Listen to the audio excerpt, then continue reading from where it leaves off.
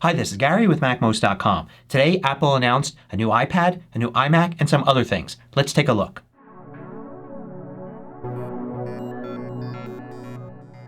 MACMOST is brought to you thanks to a great group of more than 900 supporters. Go to MACMOST.com/Patreon. There you could read more about the Patreon campaign, join us, and get exclusive content and course discounts. So the big story was the new iMac. Apple has a completely new iMac with a new super thin design. Matter of fact, it looks like a giant iPad that's on kind of this stand.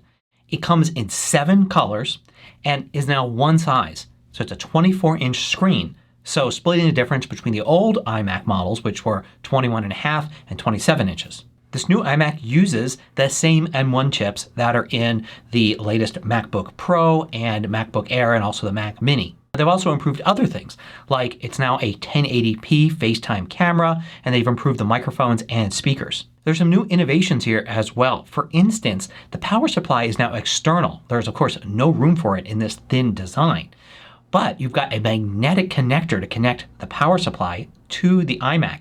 And the power supply includes an Ethernet port. So by connecting the power supply to your Mac, you can then plug in an Ethernet cable to the power supply, and you don't have to have that cable running all the way up onto your desk. Now, a really cool new feature that I didn't even hear any rumors about is that there's a new keyboard that you can get. It's optional, but you can get a Touch ID keyboard. So that's Apple's first wireless keyboard that is Touch ID. And there's both the smaller standard size and the extended keyboard with a Touch ID key at the top right. There are 2 base models of the new iMac, a $1299 model and a $1499 model. The differences are a slightly better processor and a more expensive one. And the more expensive one, in addition to having the same 2 Thunderbolt ports that the less expensive one has, it also has 2 additional USB ports. And you'll be able to order this new iMac on April 30th and it will ship in May. Now, as predicted, Apple also introduced a new iPad Pro. The most surprising thing about it is that it's not just using a newer mobile chip. It's actually using the same M1 chip that's in all of these new Macs. So Apple's taking that same chip and using it both in Macs and in the iPad Pro. There's a new ultra-wide camera on the front and it comes in the same 2 sizes, an 11-inch and a 12.9 inch. But the 12.9 inch has a brand new screen that Apple compares a lot to the really expensive Pro display.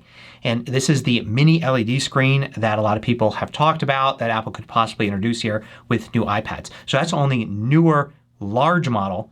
The 11-inch model just has a regular screen. The 11-inch model comes in at $799 and it's $1099 for the larger model. But then from there you of course upgrade things like storage, and in fact now you can go up to 2 terabytes of internal storage. Oh, and also the connector on the bottom is not just a USB connector anymore. It's now a Thunderbolt connector as well.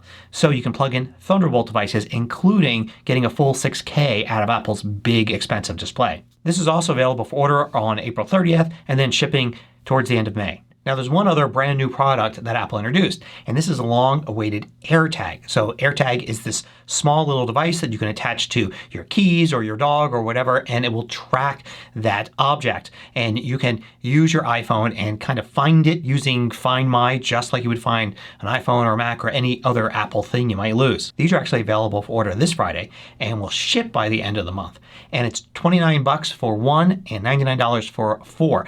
You can also get them engraved with characters and emoji, and there's a whole bunch of accessories like things to hold them onto keychains and stuff like that. Apple also has a new Apple TV. So this is still the Apple TV 4K, but it has some new features like a new processor that will enable higher frame rates. It also comes with a new aluminum remote that's got some new things on it. A new kind of circular little pad at the top instead of a square one, and a Siri button on the side. It also has a power button and a mute button, with the idea being that more people can use just the Siri remote to do everything and not have to reach for the TV's remote control to turn the TV on or off or mute. There are a few other announcements at the beginning. Most notably Apple Podcasts. So they're revamping the Podcast app and they're adding a subscription level to podcasts. There aren't too many details about this, but the idea is that if you subscribe to the service, you get access to all these podcasts ad-free, and some of that money goes to the actual podcasters. There's also Apple Card Family, which is a feature for your Apple Card that allows other people in your family to also use it. And in addition to that, Apple introduced a new iPhone. Well, not really a new iPhone. It's the same iPhone, but a new color in the lineup, purple. That sums up all of Apple's announcements from today. If you liked this video, click the thumbs up button below to let me know. I publish new tutorials each weekday. Hit the subscribe button so you don't miss out.